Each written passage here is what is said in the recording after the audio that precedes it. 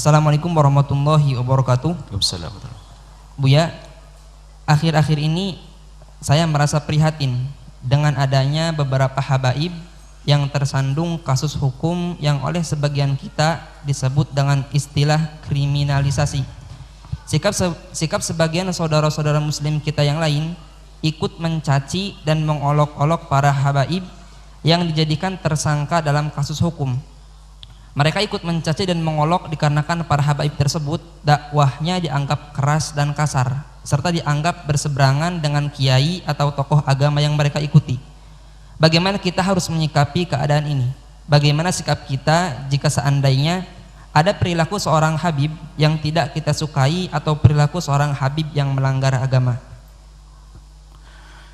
Habaib atau kaum asyraf sadah adalah orang-orang yang dipilih oleh Allah dengan nasab mulia, yaitu nasab sambung dengan baginda Nabi Muhammad SAW melalui Sayyidat Fatimah Az-Zahra.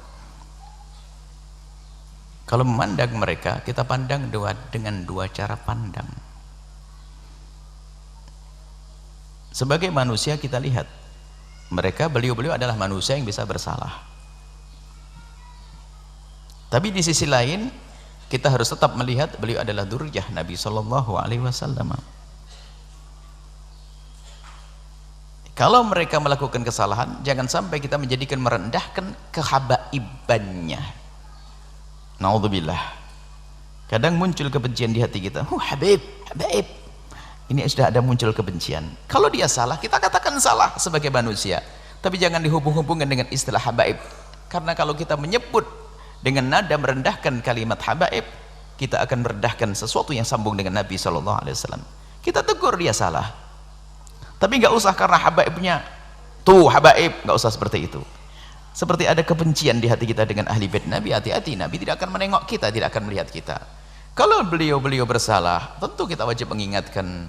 Bahkan kewajiban kita mengingatkan beliau lebih daripada kita mengingatkan yang lainnya. Kenapa? Karena kita mengambil hidayah daripada kakek beliau. Kenapa di saat cucu baginda Nabi melakukan salah kok kita diam-diam saja? Tapi jangan sampai kita mencaci, mengolok, merendahkan karena dia habaib. Awas, hati-hati itu. Pandang dia salah kita ingatkan. Kalau kesalahannya jangan ditiru, jelas itu. Tapi jangan sampai ada kesan habib tuh.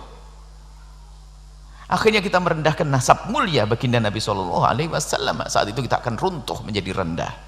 Pandang dengan dua cara pandang. Jika salah dia manusia, sesuai dengan prosedur bagaimana meluruskan kesalahan yang benar. Tentunya bukan dengan bermacam caci maki dan sebagainya. Kemudian jangan dihubung-hubungkan dengan masalah nasab tadi. Nasab mulia itu pilihan dari Allah. Nggak bisa, orang minta pun nggak bisa dapat. Itu sudah dipilih. Beliau punya nasab sambung kepada Rasulullah SAW. Jangan sampai kita merendahkan kehabaibannya itu. Berarti kalau kita merendahkan kehabaibannya, kita merendahkan nasab mulia. Hati-hati. Kalau salah, kita tegur. Wajar, tapi tidak jangan dihubungkan masalah habaibnya kemuliaan itu. Dzurriyyah Nabi SAW adalah mulia. Waspadalah. Kadang ini karena ada kedengki tersembunyi di hati kita. Kalau sudah habib lah gitu, habib. Bahkan sampai derajat mendustakan nasab. Habib palsu. Tidak bisa. Kalau nasabnya benar, tetap benar. Kita mengatakan palsu malah masuk wilayah dosa lagi. Kalau masalah ada habib yang bersalah, ya tugas kita bagaimana sebagai pengikut Nabi yang mencintai Nabi, gimana perilaku kita dengan cucu Nabi? Apakah kita rela cucu Nabi melakukan kesalahan seperti itu? Kalau kita rela, Nabi tidak akan rela kepada kita. Nabi akan marah, kamu ngambil hidayah dariku tapi cucuku salah kau biarkan. Akan marah Rasulullah kepada kita. Tapi juga jangan dicaci, direndahkan gara-gara kehabaibannya. Hati-hati. Ini penting sekali masalah urusan dengan habaib dzurriyyah baginda Nabi Muhammad SAW.